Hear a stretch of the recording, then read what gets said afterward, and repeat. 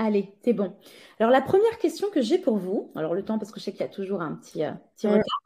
La première question que j'ai pour vous, c'est sur une échelle de 1 à 10, à combien estimez-vous, bon, je vais le dire, on va se tutoyer, hein, donc Ouais. vous prenez pour vous parce que ce sera beaucoup plus simple. Sur une échelle de 1 à 10, à combien estimes-tu prendre soin de toi aujourd'hui? Sur une échelle de 1 à 10, à combien estimes-tu prendre soin de toi? Je réponds aussi. Ouais. Et moi, j'ai un dialogue intérieur avec moi-même aussi. Je me réponds à moi-même aussi. Tiens.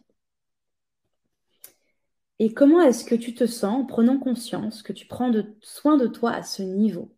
Donc, vous pouvez répondre, hein, bien évidemment, parce que moi, ça va me permettre d'avoir une idée de votre niveau de soin de vous.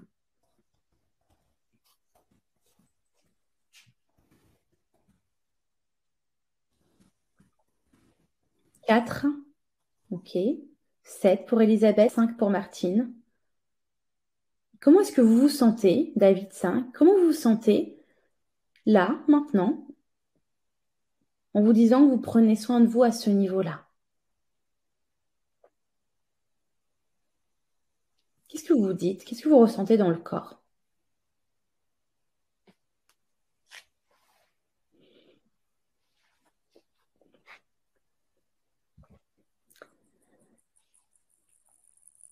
Voilà, je vous laisse du coup partager. Ensuite, la deuxième question.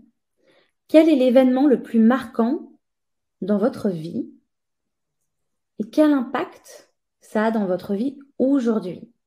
Parce que souvent, on ne fait pas le lien entre notre passé et notre vie d'aujourd'hui. Et pourtant, on est tellement conditionné par notre passé, par nos blessures. Quel est l'événement le plus marquant de votre vie et qui a un impact dans votre vie d'aujourd'hui?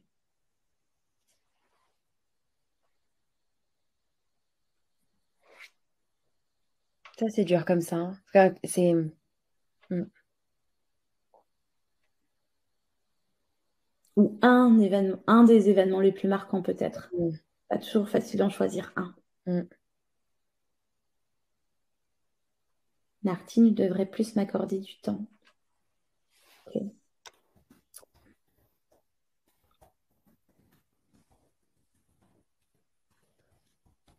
Moi, un des événements les plus marquants de ma vie, ça a été, euh, euh, bon, il y a eu la rupture, bien évidemment, et voilà, cette trahison qui a fait que non seulement je me suis plus sentie en sécurité pendant un moment, j'avais plus du tout confiance aux hommes. J'arrivais plus à ouvrir mon cœur. J'avais tellement peur de souffrir que j'étais en protection. Mm. Et donc, dans la sexualité, qu'est-ce qui se passait? Vu que j'étais connectée sexe-cœur, je ne pouvais pas m'abandonner complètement dans la sexualité, puisque je me dis, si je lâche prise, je lâche mon cœur, je lâche tout, là, je m'abandonne complètement. Donc, ça a vraiment un impact dans la sexualité et dans l'amour. Mm. Claire, j'ai du mal à être féminine. Ok. Burn-out pour Nadine. Les histoires salaces de mon père. Ok. Donc, ça a résonné quand même chez vous, certaines histoires que je vous ai partagées. Mm. La troisième question, c'est quels sont les schémas que vous avez l'impression de répéter constamment qui ne vous conviennent pas ou plus? Est-ce que vous avez l'impression de répéter dans votre vie? Ça peut être, j'ai l'impression que je dis jamais non, que j'ai aucune autorité, que je m'écoute jamais, que je fais toujours passer les autres avant moi. J'ai eu 3 divorces. J'attire jamais les bonnes personnes. Je trompe tout le temps ou je suis tout le temps trompée.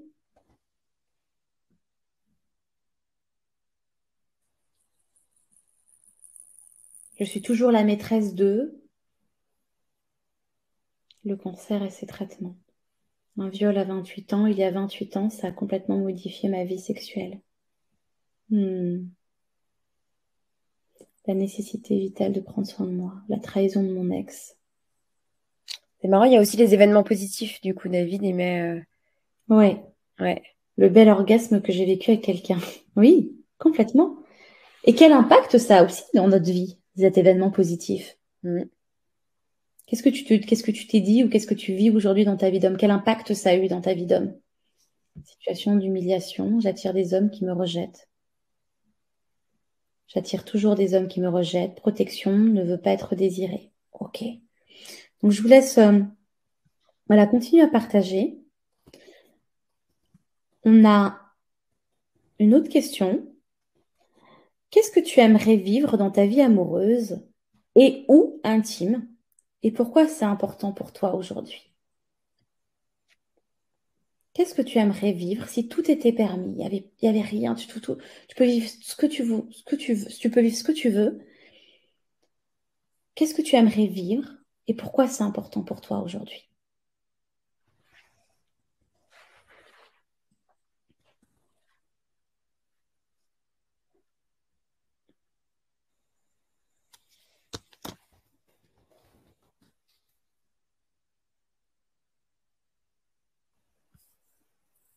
Nathalie, toujours tomber sur les mauvaises personnes. Trahison et difficulté. Je suis dans le contrôle, j'ai du mal à recevoir de l'amour, je n'y crois pas, j'ai peur d'être trahie. Quel impact ça a dans ta vie, ça? Quel impact ça a dans vos vies, tout ça? Comment vous vous sentez à cause de ça? Et quel impact ça a dans vos vies en général? Ça, c'est important aussi.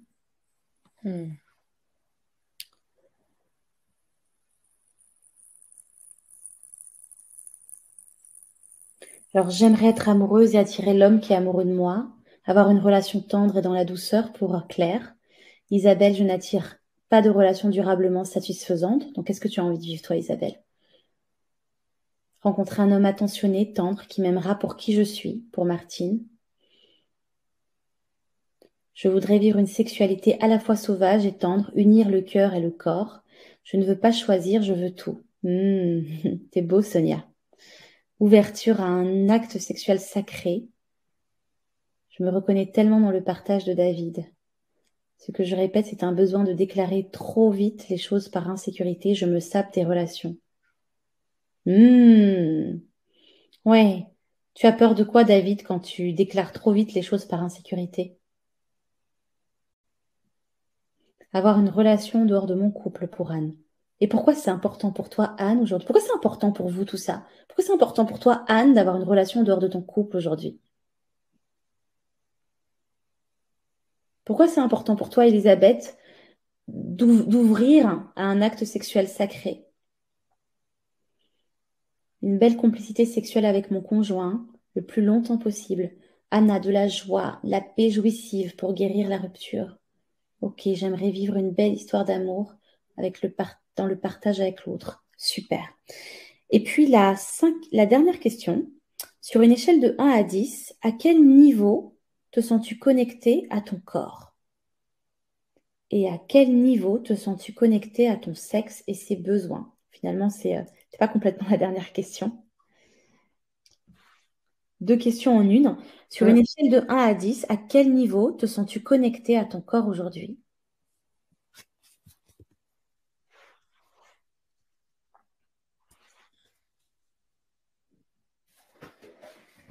Et à quel niveau te sens-tu connecté à ton sexe et à ses besoins?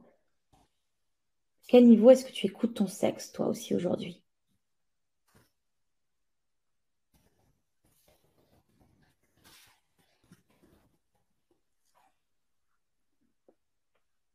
C'est marrant parce que je trouve que en fait, la dernière question me fait réfléchir sur la première. En fait, j'ai eu l'impression, c'est différent entre prendre soin de soi Hmm. et à son corps. Moi, je l'ai tout de suite associé à ça, mais en fait, c'est deux choses. On peut prendre soin de soi extérieurement. Ouais, superficiellement d'ailleurs. Ouais, superficiellement, tout à fait. Tu vois, quand on n'a pas appris, on va se mettre du vernis à ongles. Ça veut pas dire qu'on peut pas faire les deux, hein, d'accord? Tu vois, mais vraiment, on va avoir l'impression finalement on va prendre soin de soi. Tu sais ce que tu as dit d'ailleurs au début? Ouais. Pour l'autre, pour le regard de l'autre. Mais Mm. finalement, on se sent même pas bien à l'intérieur de sa propre maison. On n'est pas du tout connecté. Yes. Et on se sent vide. Combien de fois, moi, j'ai qui m'ont dit, je passais mes journées dans les boutiques, j'achetais plein de choses, Ouais. j'étais superficielle, avec mes talons, mon petit vernis, mon truc. Et finalement, je me sentais tellement vide. Ouais, ouais. Et d'ailleurs, tu le sens, c'est pas forcément des femmes qui dégagent forcément de la sexualité, de la sensualité. Tu vois, elles sont très coquettes, mais pas forcément sensuelles. Exactement. J'ai peur de ne pas me faire comprendre que les choses m'échappent. Hmm, L'importance pour moi de me sentir aimée dans la sincérité. C'est beau, ça, la sincérité. Ouais. exactement. C'est super. Et pourquoi c'est important? Pourquoi c'est important pour vous? Et quand je vois Anna qui dit connectée à mon sexe 1, à mon corps 6, Nathalie qui dit 3 et 0, Mm. qu'est-ce que ça vous fait de vous rendre compte de votre niveau de connexion à vous finalement, à ce qu'il y a de plus précieux? Qu'est-ce que vous ressentez juste de le poser en fait, de prendre conscience peut-être de ça? Peut-être c'est la première fois qu'on vous pose cette question, peut-être que vous l'êtes jamais posée. Qu'est-ce que ça vous fait voilà, de vous dire, mince alors, je suis connectée à mon sexe à 1, je suis Martine, mon sexe 0, mon corps 3. Je suis- Ouais, comme si mon sexe était dissocié de mon corps, on nous dit, et moi je suis trop d'accord. Parfois, on a l'impression que c'est une pièce rapportée, quoi.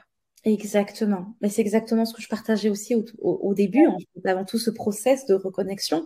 C'était comme si ça ne m'appartenait pas, comme si c'était deux choses complètement différentes. Mm. C'était pas une personne.